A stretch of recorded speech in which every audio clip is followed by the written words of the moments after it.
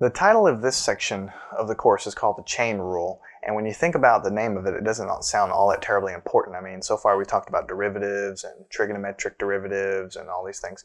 And then you get to the section called the chain rule, and then you move on into really other big topics like the integral and other things.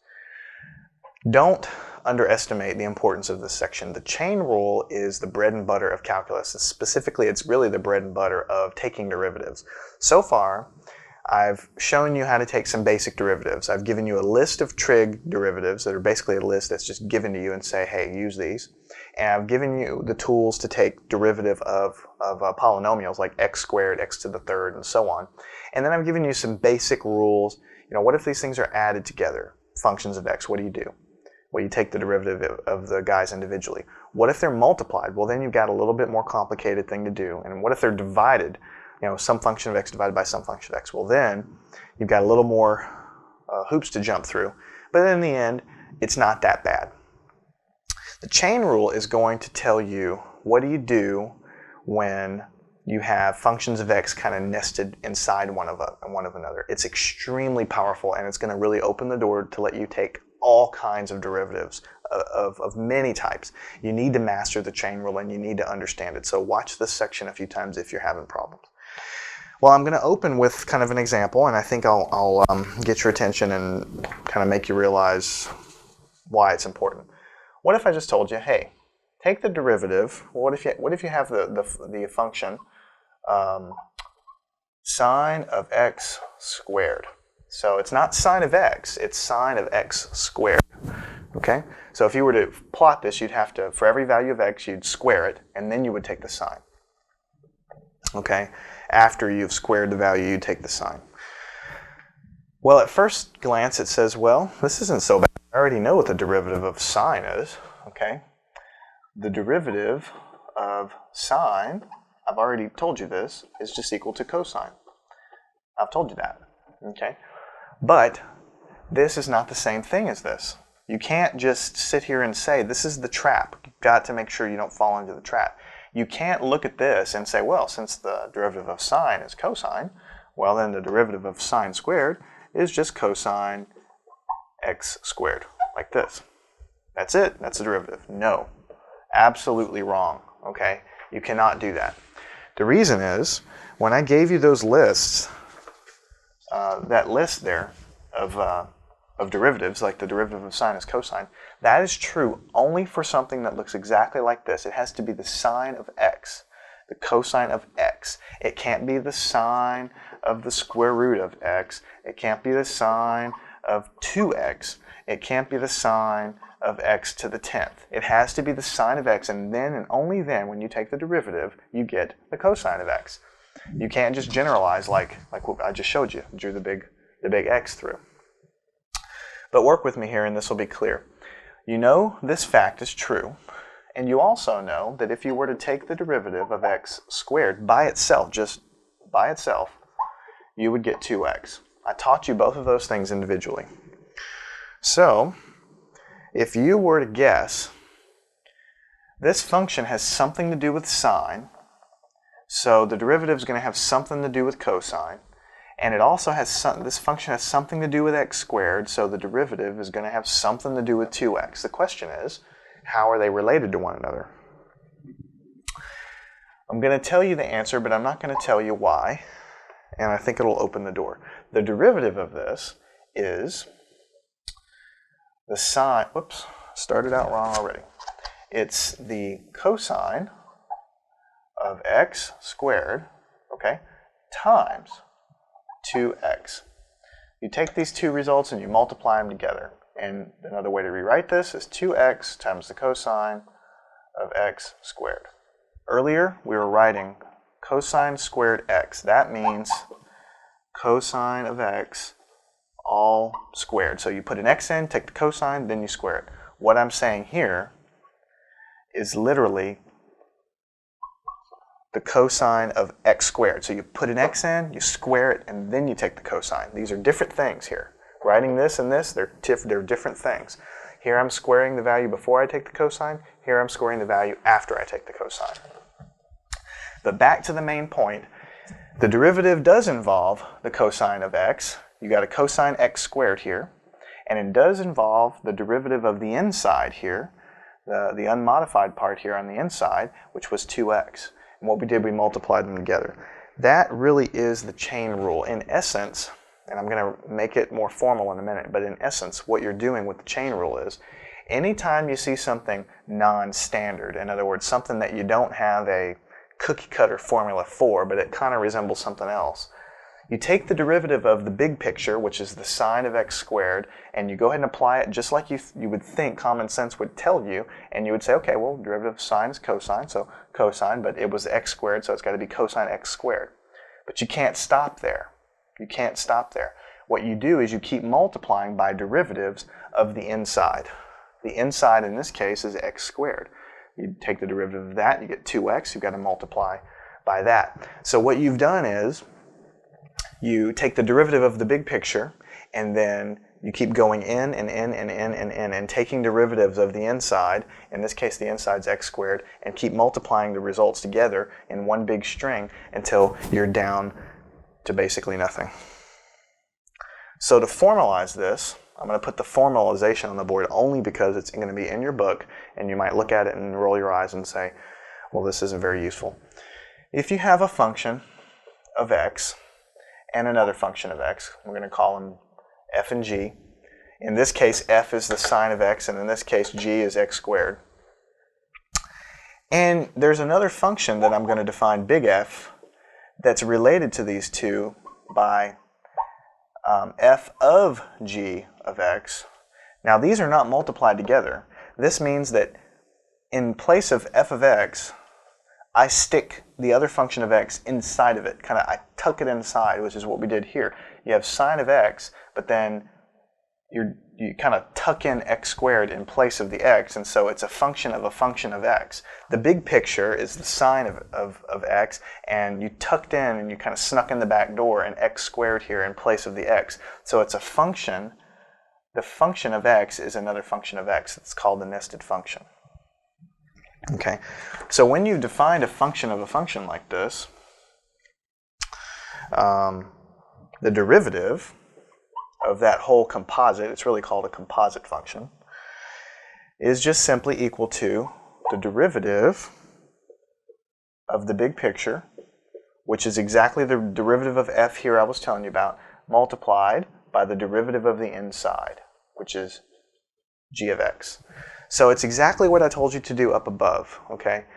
You've got the big picture, which is the function of f, and you take the derivative of that, leaving the inside kind of unchanged, so you carry your x squared down. You know the derivative of sine is cosine, you kind of leave your x squared alone because that's the big picture. But in order to complete it, you've got to take the derivative of the inside, which in this case is your g of x, and so you're multiplying by the derivative of g of x. In this case is simply 2x. That's why it's called a chain rule, because you've got to keep kind of going and going, and they're kind of linked to get together. Okay, you've got to link them together. So what are some other examples of functions that are nested like this, just to give you an idea of the kinds of things you're going to need to think about? Sine of 2x, that's a nested function because you're kind of tucking in a 2x here instead of a regular old sine x. Okay. What if you had, tangent of x to the 4th power, all inside of there? Well, that's kind of a nested function. Your big picture function is going to be the tangent of x, and then your function that you're kind of sneaking in, your g of x that goes kind of inside there, is x to the 4th. So anytime you see a function that looks familiar, but it's modified a little bit, then you're going to have to use the chain rule. And you can talk about this stuff all day long, but in the end, you really just need to work examples, and then you will get the hang of it. So let's do that. I like to teach by working examples because it makes things a whole lot more clear instead of just talking about stuff forever. What if you have g of x, and that's just simply equal to the square root of x squared minus 7x. Well, my advice right off the bat, anytime you see a square root, just go ahead and write it as an exponent. So x squared minus 7x 1/2 to the 1/2 power. Question is, take the derivative of that. I think you can convince yourself you can't simplify that anymore. You can't factor anything out. You can't actually take the square root of this. It's not a perfect square. You really can't do much else with it except stare at it and wonder what to do. And you might be tempted to say, geez, I have no idea how to take the derivative of that. Okay? But when you think about it, what's the big picture function here? The big picture, the f of x, the function that surrounds everything else. What is that? Well, that is x squared. Okay? I'm sorry, not x squared, x to the 1/2. That's the big picture function. What I'm doing is I've got some quantity here, and I'm taking the 1/2, raising it to the 1/2 power. Now inside here, it's a little more complicated than x. I've got x squared minus 7x, but the big picture, the f of x here, is equal to that. And then you got to say, well, what's the inside function? Well, that's just simply what's inside of here. So in the end, the way to take this derivative is, you take the derivative of the big picture function first. Now, how would you do that? If this were x to the 1/2, what would you do if you took the derivative? If you took the derivative of it, this is supposed to be a derivative mark, then what you would have is 1/2 comes out times x, and then you have 1/2 minus 1. So you have 1/2 times x to the negative 1/2 power. That's how you would take that derivative if it were simply this. Okay, but it's not. You've got something more complicated inside. So it's very simple. You put your 1/2 down just like you did before.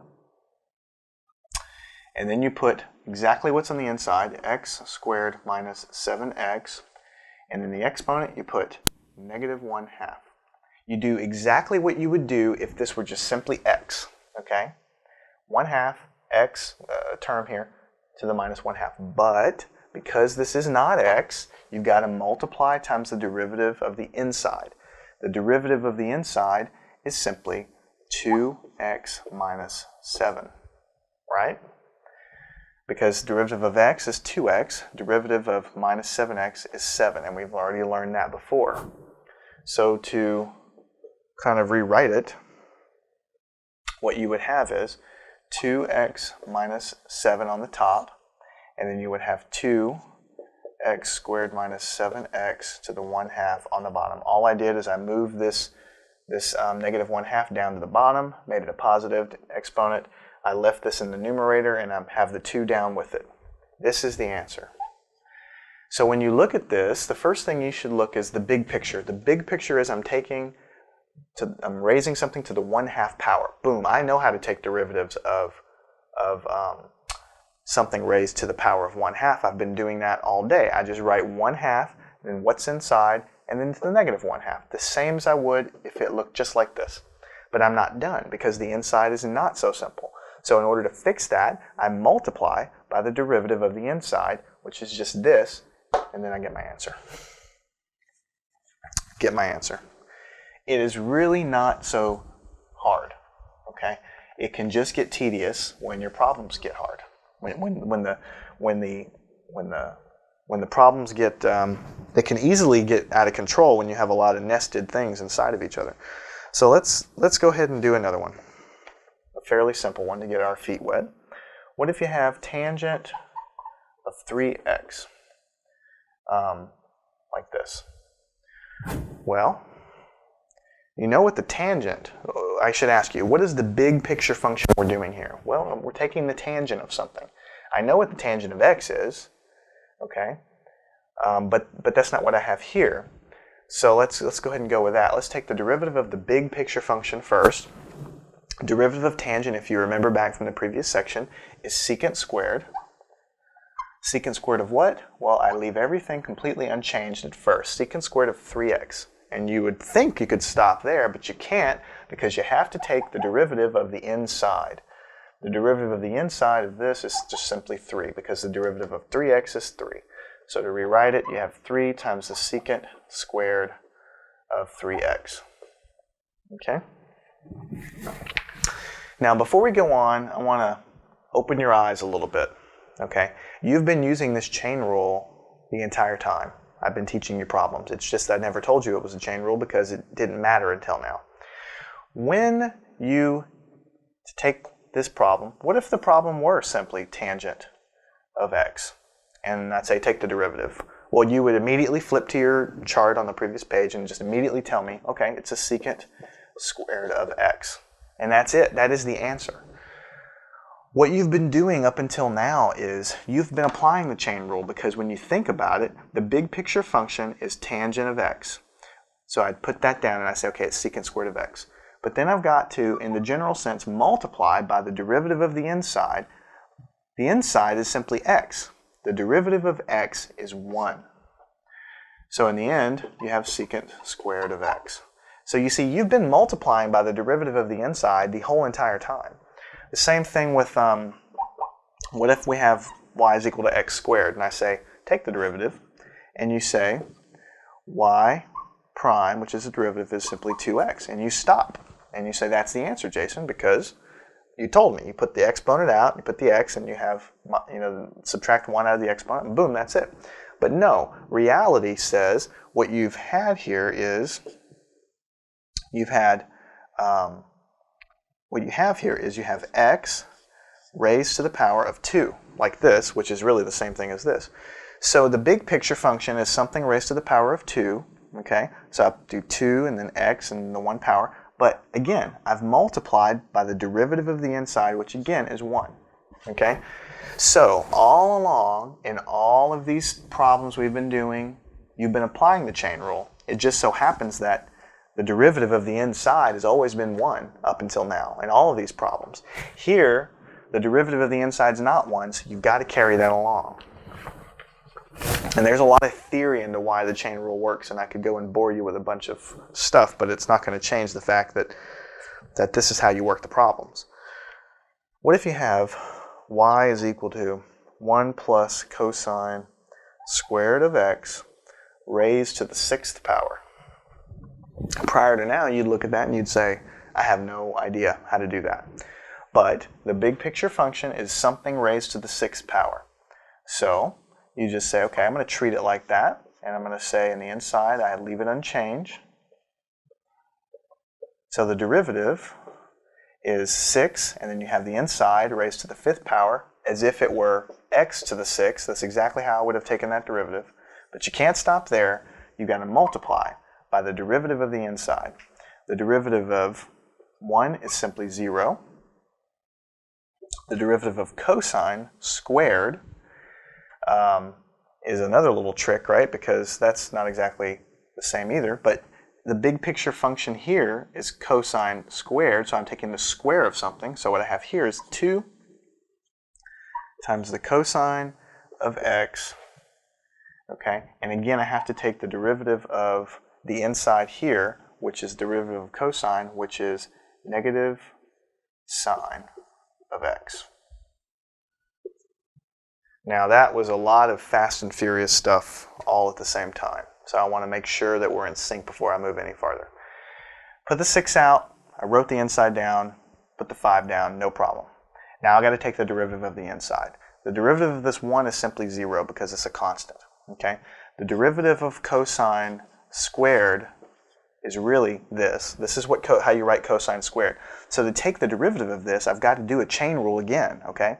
The big picture function is squaring something, so I write 2 times the cosine of x, and then raised to the power of 1, because 2 minus 1 is 1, so I've got this. But I've got to take the derivative of the inside, and so the derivative of cosine, if you look back, is simply minus sine. So I've got another chain rule here just to take the derivative of this, and that's how I arrived at that. Okay, so you see how you can get to where you need to use the chain rule all the time. So to simplify this, you just simply have 6 times 1 plus cosine squared of x, the 5th power, times negative 2 cosine x sine of x, like this. Okay. Now you can take this 2 and multiply it by 6, and you'll get negative 12, and then you'll have this term here, and then you'll have what's left over from this term here. But basically, this is the answer. You just multiply 6 times negative 2, put it out here, and get a negative 12, and you've got the answer. So It looks complicated, but really you're doing the chain rule twice. You've got to do this first, and you get this term here, take the derivative of the inside, and you get this term here. But when you do that, you end up having to use the chain rule again, because this is not simply cosine of x, it's cosine squared of x. So you've got to use the chain rule. That's why I was telling you a minute ago that you really need to spend some time with this section, because you're going to find out that most of the functions that exist, they're all kind of nested like that. They're not so simple. So you have to use the chain rule and be comfortable with the chain rule in order to be able to get really many problems right at all. What if you had sine cubed of x plus cosine cubed of x? And in order to make this clear, I'm just going to write it like this, just so everyone's exactly clear what we're doing. This is exactly the same. I haven't done anything to it. I'm just writing it this way. Now, to take the derivative, I think you'll agree with me that the big picture function is that we're cubing something, and the same here. So if I take the derivative of this guy, I'm going to have 3 times the sine of x to the second power, because I have the exponent minus 1, but then I'm going to multiply by the derivative of the inside. The derivative of sine is just simply cosine of x. Okay? Now I've got to deal with the second term, and it's going to be very similar. I'm going to have 3 times the cosine of x to the second power. Pull the 3 out, write the inside down, put a 2 up at the top. But then again, I've got to multiply by the derivative of the inside. And the derivative of a cosine is negative sine. Like this. Okay? So in order to simplify this, you're basically going to have 3 times sine squared of x cosine of x minus 3 cosine squared of x times sine of x. And really, all I've done there is pull that negative sign out and just kind of write everything over again, kind of like this. Now, this isn't too much of a simplification, but you can factor it a little bit further, and you can pull out of this what's common to both terms. Well, if 3 is common, okay, I've got 2 sine squared here, and I've got sine, so I can pull out 1 sine of x here. And I've got a cosine here and a cosine squared, so I can pull out another cosine of x here. And on the inside, what I'll have for this first term is just sine of x. Okay, and for what I'll have for the second term is just cosine of x. Just convince yourself that you're comfortable with that. If you take this and multiply it by this, you'll arrive at this, because sine times sine gives you sine squared, so you'll arrive back here. If you take this and multiply it by this, you'll get back this, because cosine times cosine gives you cosine squared. So that's the answer. You just got to look at the big picture function, figure out what you're doing. You take the derivative of each term separately and kind of add them up and go on.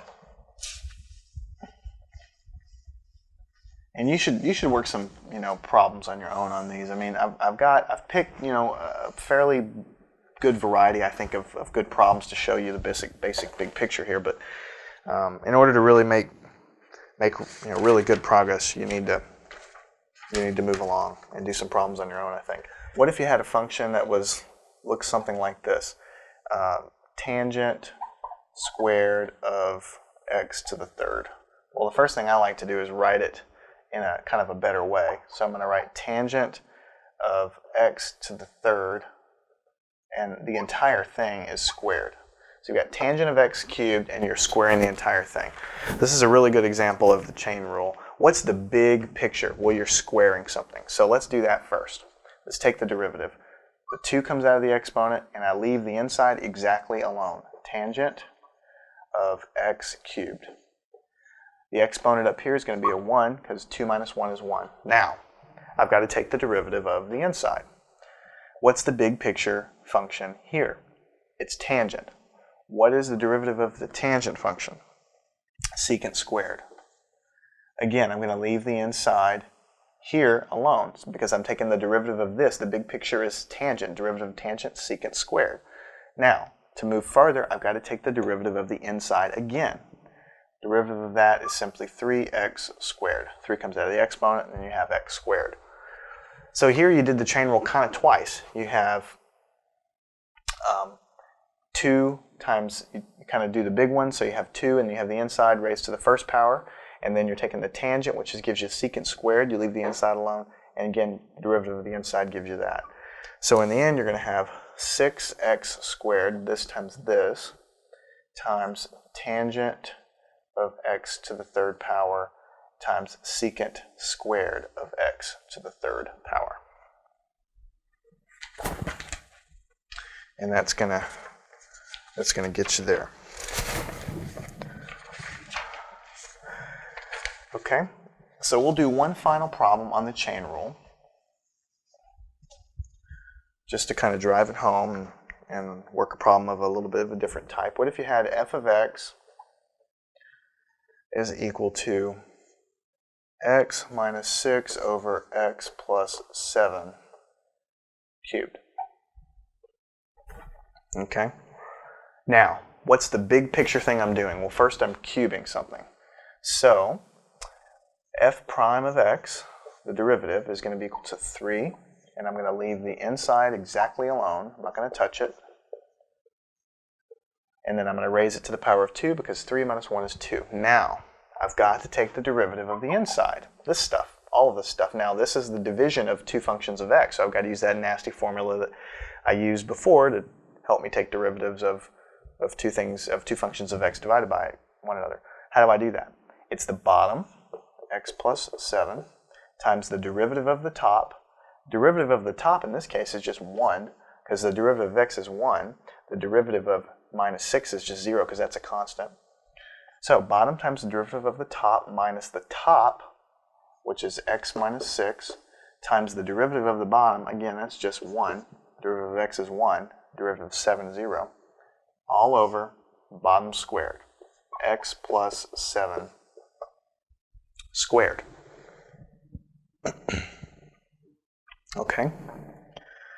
So, in order to simplify this more, let's just write it explicitly. X minus 6, x plus 7. I've done nothing here but rewrite it. And then over here, let's go ahead and expand all this stuff out. On the top, you'll have x plus 7 minus x plus 6 over x plus 7 squared. And I just kind of distributed this negative 1, and I got the negative x, I got the positive 6, like this. Now, what does that do? This x cancels with this negative x, right? So in the end, what you're going to have is 3 times x minus 6, x plus 7. This quantity is squared, don't forget that. Over here, 7 plus 6 is 13. And on the bottom, you have x plus 7. Again, this is squared. So really, in the end, what you're going to have is, you're going to have 3 times 13 is 39. You're going to have x minus 6 squared on the top. And on the bottom, you have an x plus 7. Remember, it's squared because you have this whole quantity squared, times an x plus 7 squared is going to give you x plus 7. You're going to have x plus 7 to the 4th power.